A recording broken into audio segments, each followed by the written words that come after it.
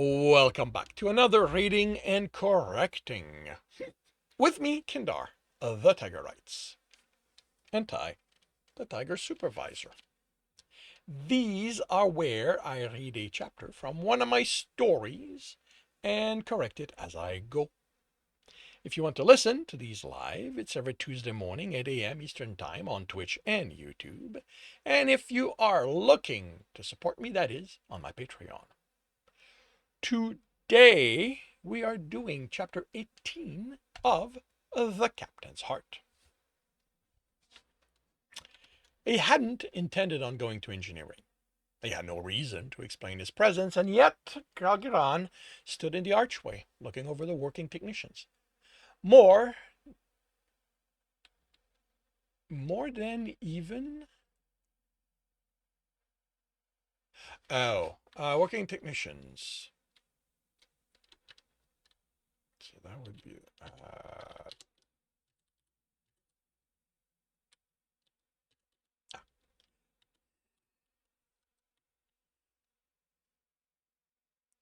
more of them. More of them than than even when the reactor worked. They were running some test, from what he overheard. Jeremy looked up from installing something in the reactor's control board. He glanced around, then turned to look at him, and Gralgiran had to restrain the urge to go to him, to ask him why he didn't seem to know him. Jeremy pulled his gaze back to his work, and Gralgiran noticed Turek approaching. Alpha, the hunter greeted him.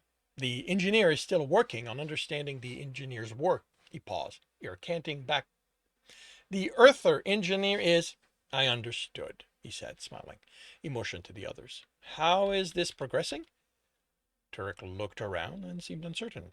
The tests are moving along. And what is it showing? He felt like a cub grasping at excuses to remain in the presence of his Kresserik when his mother called him to bed. A repair is monitoring the power spikes at the critical junctions and have yet to report any unusual results. He hesitated. Alpha, if you are concerned about making the engineer uncomfortable, I can relay whatever questions you have. Of course, the hunter saw through him. Subterfuge had never been Gralgiran's strength. I shouldn't disturb his work. Thank you for the update. He turned and left to do anything else. There had to be reports he needed to file.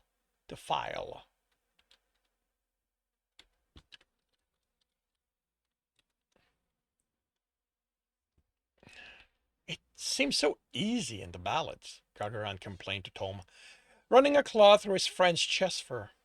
Tom massaged his scalp through the mane. To be fair, those are stories. What you are going through is life. That isn't usually as simple, and you will be able to talk with him soon. 4 more days, Gralgiran replied with derision. There's no telling what just Billiam can do in that time. I thought her meddling was to bring the two of you together. He looked at the ceiling.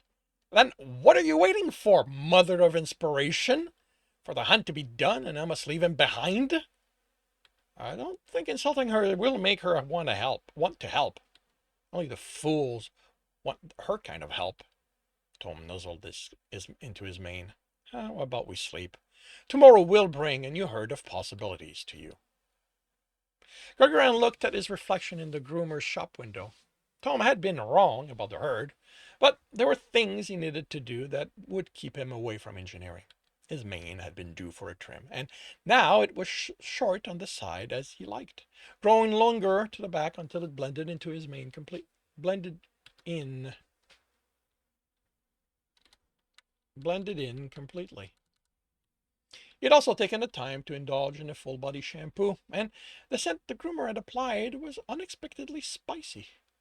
He caught sight of a malted blacks, whites, and browns, that should be pearl, in a familiar pattern exiting the electronics shop on the other side of the concourse, and turned to confirm he was seeing correctly.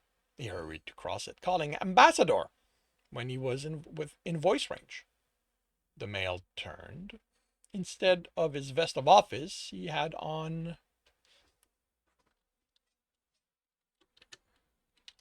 a light white one without decoration, cut to allow his long fur to spread out. Captain, please call me Querrick.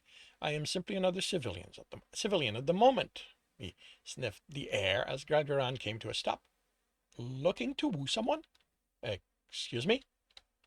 The male smiled and looked around him. You came from the groomer, I think. Looking quite dashing and smelling. Well, whoever you did this for will appreciate it. I didn't. His tongue tripped over itself. I just treated myself to a body shampoo. The groomer picked the scent. So the rumors of there being a male you are interested in are just that? Gralgiran sighed. How did word spread so fast?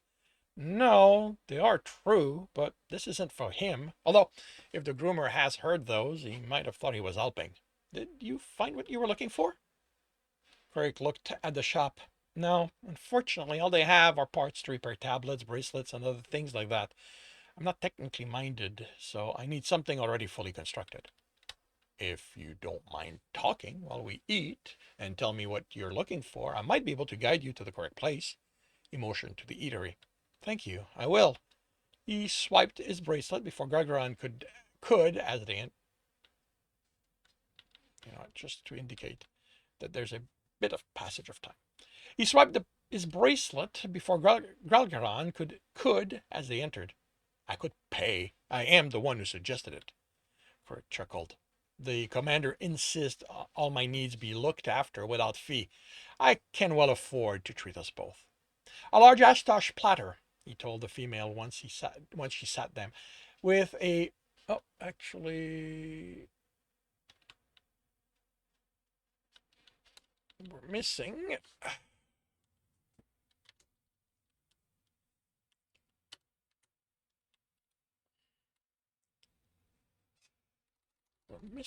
quotes. With a tall glass of Jure, medium alcohol. You look at Gralgiran. I'll have Jure too, but low alcohol. And can you add Sarantis to the platter? Looking to burn through the hole with your breath? Quirk asked with a chuckle. Sarantis isn't particularly spicy, if you say so, but I think I can smell them taking it out of the bottle from here, and my eyes are watering. He wiped at them for emphasis. Maybe Earthers can't make proper food, and you have lost the taste of home. My mates would shave me to the skin if I dared bring that home. The male's expression fell in step with Gralgiran's heart. Sorry, I didn't mean to touch on what you are hunting. As a friend told me, this isn't a ballad, so expecting him to look into my eyes and know might not be reasonable. But about what you are looking for, how can I assist you? Kirk remained silent, and a server brought the platter with rolled meats with multiple bowls of sauce in the center. Another brought their drinks. Quirk took one of the bowls and handed it to Gralgiran, his eyes watering for real this time. After our meeting with the commander, I have wandered the common areas without escort, and there is. He speared a piece of meat with a claw from each end and dipped each in different sauces. I don't know how to describe it other than a sound at the edge of my hearing. I think it's beyond Earthers, but I've been trying to work out where it comes from. A defect in their system? Gralgiran chewed a roll of meat with a white paste in the center and dunked it in the bowl of Sarantis, to Queric's horror, and ate it whole. He fought not to choke as his mouth burned, and he felt his mane stick to the back of his neck from sweat. But the pain of the spice was part of the pleasure. He was panting and grinning by the time he swallowed. The multed-furred male snapped his muzzle shut. Can you taste anything after that? I can taste heat. He dunked another roll. Is it their system? Queric shook his head. Even if they can't hear it, I'd expect they'd have a system. Okay, I've got it twice. Is dialogue I could get away in place, but I think it'd make more sense to have it be something, to have something in place that lets them know when something's wrong. Let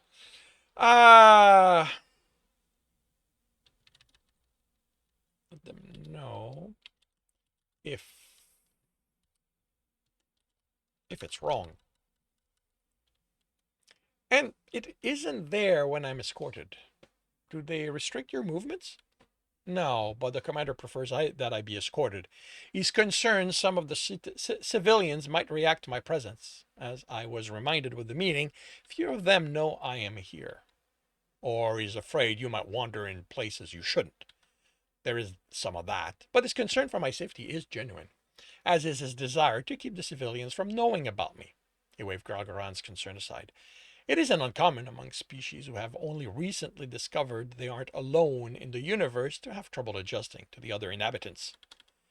It's been over 50 years, he pointed out, which is nothing on a species scale. It took us over a century to accept our way wasn't the only valid way to do things. They will too, in a few lifetimes.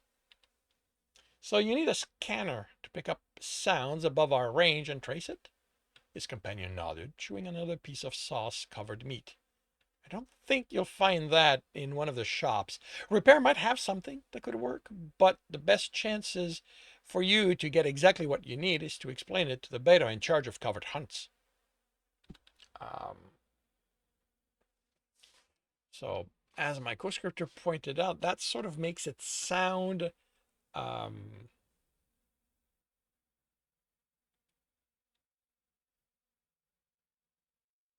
like he thinks Gralgiran is a beta, but he knows that he's actually an alpha.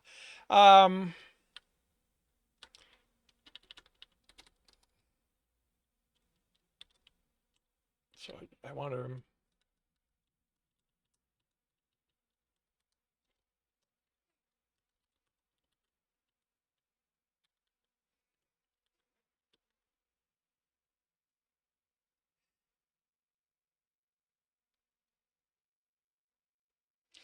I'm going to use domain for now, even though I don't quite like it.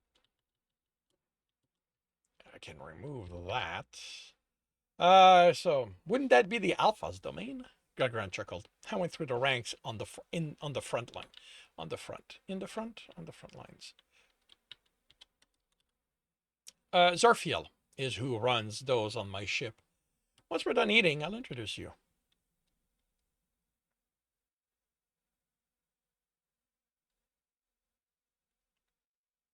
Okay, what happened to... Oh, there we go. Then why doesn't the current go through? I'm made sure that Gralgiran lost the thread of what Jeremy said as the talk with Turek grew too technical. The hunter noticed him, and Jeremy tensed. It hurt for his heart to react in such a way. He wanted to know about the Earthers' gods so he could curse them for their meddling, but he hadn't found any reference to them in any of the files that had been compiled.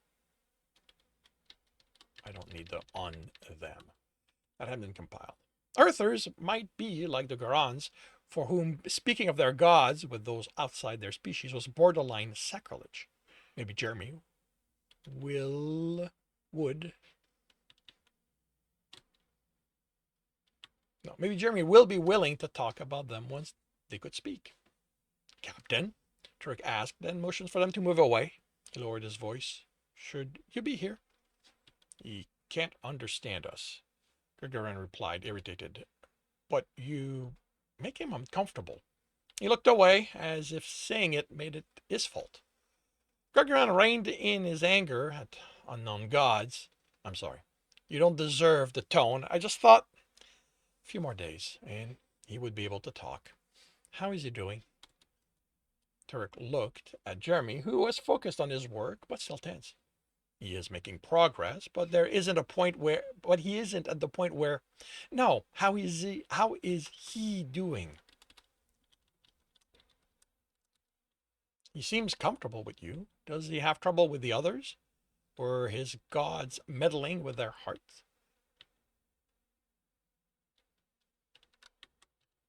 Or was this what Quirk had said? Jeremy wasn't used to other species.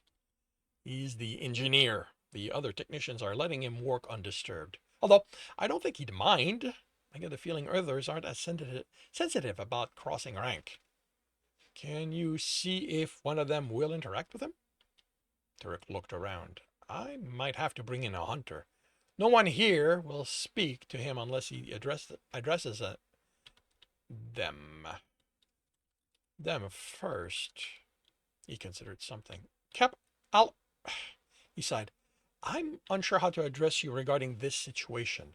I don't know what the gods, what the gods' work fall under either. I don't know that the gods' work fall under either. Gralgiran will do. He saw the hackles on the smaller male go up, and him forcefully bring them down. I don't know if I can do that. But would you object to me taking him to the eatery I dig down? It's where most of us in engineering and repair eat.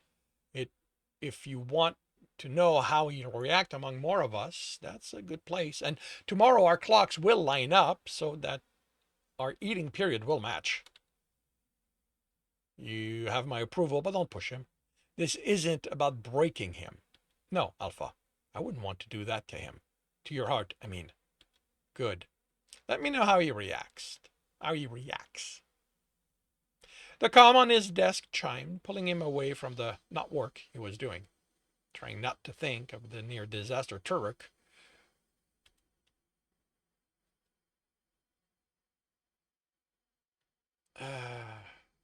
Them had into the common trying not to think of the near disaster Turk trying to have Jeremy eat with them had turned into. Even a gentle insistence had caused him to balk, and the hunter had immediately relented. You know what? I'm going to remove that.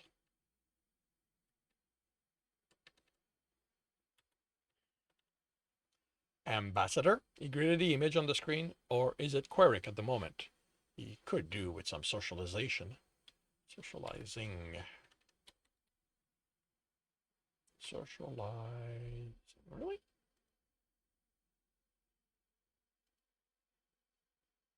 Okay. It will have to be Ambassador. Can you join me in engineering? Is something wrong? He transferred the communication to his tablet as he stood. That is what I need your help to determine. Your help determining. The ambassador waited for him by the archway. Is Jeremy well? He asked before he could stop himself, and Queric smiled. He is healthy as far as I'm aware. I would like us to approach him. I'd like you to engage the male in his company in conversation. What is this about, Ambassador? I am trying to determine if a scent I have caught is a hunt. This will help. Gralgiran didn't like that Jeremy might be caught in whatever the male was sniffing for, but to refuse him might cause him to make this an order. He approached the two casually, and this time Jeremy noticed him first and pulled a bottle from a pocket. Captain? The greeting turned uncertain as Turk noticed the other male. I'd like an update, Hunter. Turk looked from them to Jeremy. Maybe we should step away so the engineer can work on Disturb. That will be fine. Queric interrupted, eyes on the back of Jeremy's head and ears forward. Whatever the scent had been, it was now a hunt. And that concludes chapter 18. Oops. Of The Captain's Heart. If you are enjoying this, please leave a like. If you want to know when the next chapter is going to be up, subscribe and hit the bell. If you want to read this story, it is up on Ream Story. And if you are looking to listen to these live, it's every Tuesday morning, 8 a.m. Eastern Time on Twitch and YouTube. Links are in the notes, and with that, I shall wish you a good day.